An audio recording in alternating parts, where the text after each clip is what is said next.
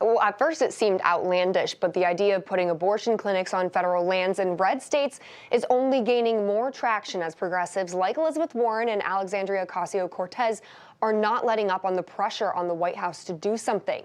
And other Democrats are looking at potentially placing tent clinics in federal buildings and on parts of the 606 million acres managed by the Forest Service, Bureau of Land Management, Fish and Wildlife Service, and National Park Service, or even tribal lands. Senator Warren telling the Washington Post, quote, they could put up tents, have trained personnel, and be there to help people who need it. It's time to declare a medical emergency. Take a listen to what Xavier Becerra, the Secretary of Health and Human Service Department, said on NBC News about the topic. I think we're continuing to explore everything that's out there. The difficulty is that simply because it's an idea doesn't mean it can go out into practice. And so what we want to make sure is we can put things out into practice, because you have people who are right now in need of abortion care services. So we're going to do what we can to give people something as quickly as we can. Even if it may not be everything they like, we want to make sure we're providing everything we can. Now, to be clear, the head of the HHS said they are exploring this option. Quote, we want to make sure we can put things into practice. Indigenous people are saying, whoa, whoa, whoa, hold up. Let's take a look at this Axios article. Representatives for some indigenous tribes say they have no plans whatsoever to set up abortion clinics on their land. And beyond that, they say they would take offense to any non-Native Americans, including progressives, telling them what to do. And the Democratic governor of New Mexico also wants the White House to look at abortion clinics on federal lands in her state, telling NPR she wants the federal government to force it on Native American land in states where abortion may soon be illegal or restricted. And the White House isn't all on the same page here, despite what HHS Secretary Becerra said. The White House press secretary earlier last week said it's a non-starter. Back to you.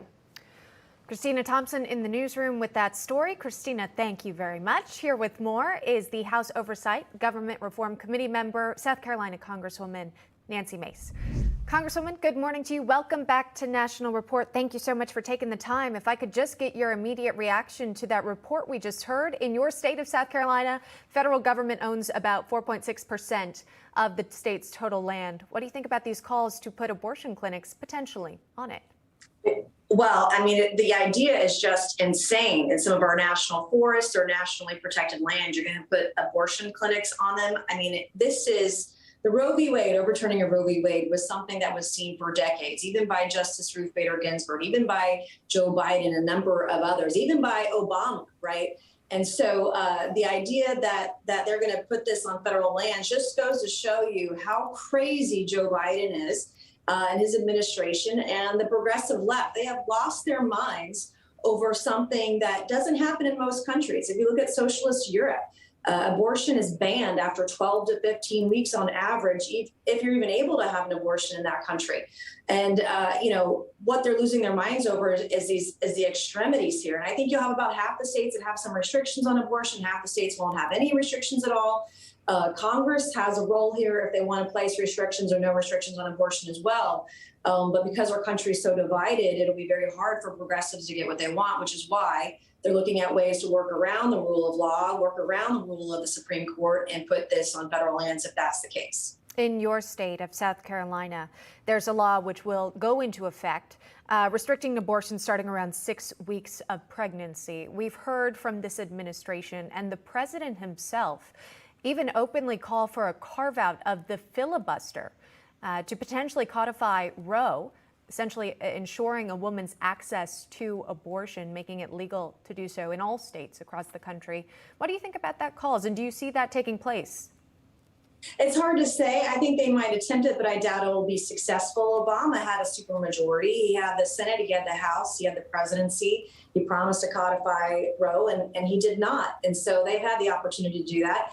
And now I don't think they're going to be able to do what they want to do, because it would require them to work together with Republicans. And Republicans are not going to go as far as the progressive left, who want abortion for any reason up until birth. And you've seen legislation in states like Virginia, where there was a delegate in Virginia just a few years ago trying to allow abortion up until the day of birth. And Virginia's former governor as well has said some pretty crazy comments. So, they're going to have to work with Republicans on it, and Republicans are not going to go, they're not going to go there at the federal level, how far left the progressives want to be.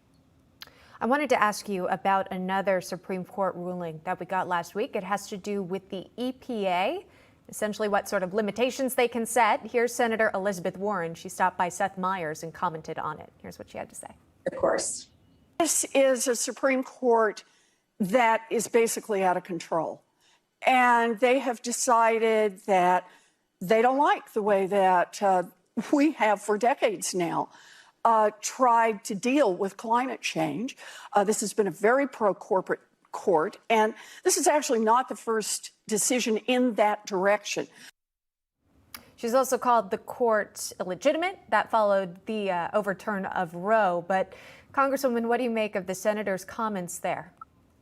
Irony, who's out of control is Senator Elizabeth Warren. The statements that she has made, how far left that sharp turn that she has taken to call the Supreme Court illegitimate in this country, doesn't show unity in our nation right now, where we are so divided, where the president, Joe Biden, Elizabeth Warren, are okay with protesters showing up on the lawns of Supreme Court justices, which is against the law. I don't care what side of the argument you stand on, what they're doing today to our country to divide us. Some of the rhetoric we've heard from Maxine Waters trying to encourage people to use violence. Somebody's going to get hurt, and this has got to stop. And we need adults in the room, people who are willing to stand up and be strong and follow the rule of law in this country. You're not seeing it from these progressive senators or even from Joe Biden's administration at all. All right, that is South Carolina Congresswoman Nancy Mace joining us fresh off her GOP primary win. Thank you, Congresswoman, for taking the time. Thank you. You're welcome.